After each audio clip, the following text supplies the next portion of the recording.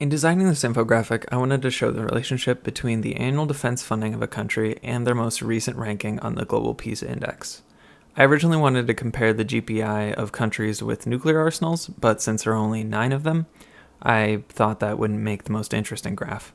Nations ranked lower on the GPI are considered to be the most peaceful, and the higher ranked ones are considered more hostile. I chose to represent the country's rank on the GPI through the size of the circle.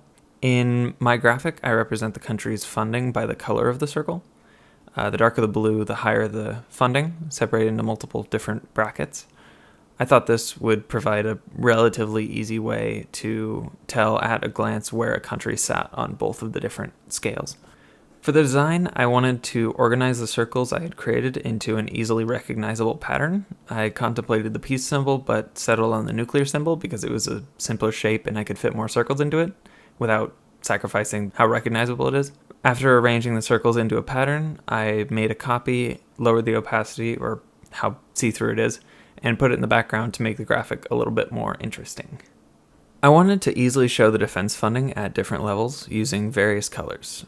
Originally, I wanted to use blue, green, yellow, orange, red, and black to show an increase of funding. Even though these colors do not particularly work together, I used an application called Color to make a color palette for them that actually makes them work.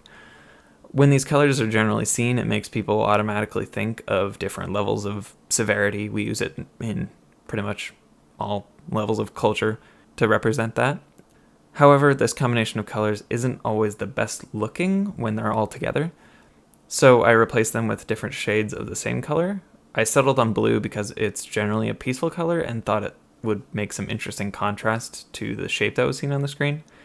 Nuclear logos are often yellow, making you think of hazards and danger, but I wanted to compare it to something peaceful because it's similar to the data points I'm representing.